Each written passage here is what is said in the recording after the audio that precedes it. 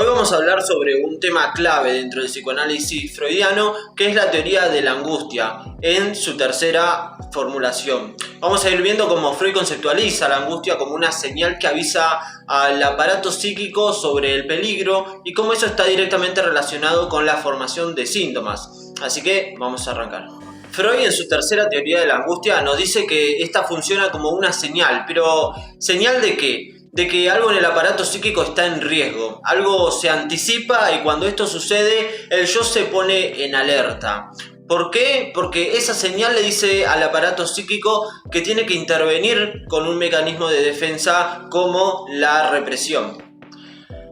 ¿Y qué pasa cuando esta defensa se activa? Se forma un síntoma típico de la neurosis, ¿no? Así, la angustia no es solo algo que sufrimos, sino que tiene una formación específica, avisar que algo está mal.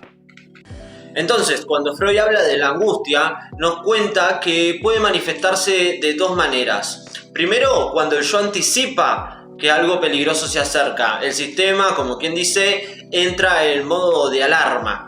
Por ejemplo, imagínate que vas caminando por la calle de noche y de repente sentís que algo no está bien, como si alguien te estuviera siguiendo. Esa sensación, esa angustia, es una señal de que algo puede salir mal, aunque todavía no haya pasado nada. Eso sería el tipo de angustia que actúa como una señal de peligro. Se llama angustia señal. Pero, ¿qué pasa cuando la angustia no puede cumplir esta función de señal? Acá es cuando Freud habla de angustia traumática o automática, se puede llamar de las dos formas. En vez de avisar que algo malo puede venir, la angustia nos invade por completo, nos desborda. Este es el famoso ataque de angustia o ataque de pánico, podríamos llamarlo ahora. No hay señal de peligro, solo una inundación de ansiedad que nos paraliza. Es como si nuestro sistema psíquico quedara en shock y no pudiera procesar lo que pasa. La angustia deja de ser una señal para convertirse en un torrente incontrolable que impide que el yo reaccione. Esto es producto de una energía que viene de afuera, por ejemplo, que Freud lo llama quantum de energía hipertrófico. ¿Cómo distinguimos todo esto? Acá es clave entender la diferenciación entre miedo y angustia, que no son lo mismo. El miedo siempre tiene un objeto, tiene miedo a algo. Ponele, si ves un perro suelto y te da miedo que te muerda, ese es un miedo con un objeto claro, el perro. En cambio, la angustia no necesita un objeto definido, puede sentirse sin saber exactamente a qué le tenés miedo. Por eso Freud dice que la angustia es una señal, nos prepara ante el peligro, aunque no siempre sepamos de dónde viene. Pero cuando la angustia no avisa y en cambio nos toma por sorpresa, Freud lo llama terror. El terror aparece cuando la angustia es tan fuerte que ni siquiera te da tiempo a procesar lo que está pasando. En ese momento de shock en el que te quedás paralizado sin poder reaccionar. Un punto interesante que menciona Freud es que la primera experiencia de angustia es el nacimiento. Imaginemos por un segundo el momento del parto, ¿no? El bebé pasa por una enorme perturbación fisiológica, pero no tiene la capacidad psíquica para entender lo que está pasando. No sabe que está en peligro, aunque objetivamente lo esté.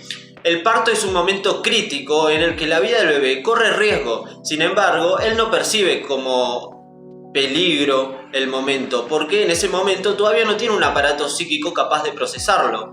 Es lo que Freud llama angustia traumática o automática, una irrupción de energía que desborda el aparato sin poder darle un sentido. Freud dice que perfora la membrana antiestímulo. Ahora, fíjate lo curioso, mientras el bebé no tiene conciencia del peligro, la madre sí lo percibe.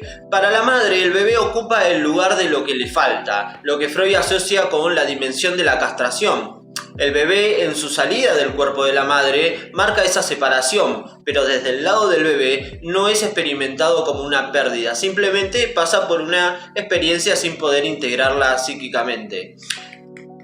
Entonces, la angustia es tanto una señal de alerta como un desborde cuando el sistema psíquico falla en procesarla. Es clave en la formación del síntoma y su función en el aparato psíquico es avisarnos que algo anda mal antes de que sea demasiado tarde. Así que la próxima vez que sientas angustia, piensa que no solo es una sensación molesta, sino también una señal de tu aparato psíquico en acción. Espero que te haya quedado claro cómo Freud plantea esta tercera versión de la angustia.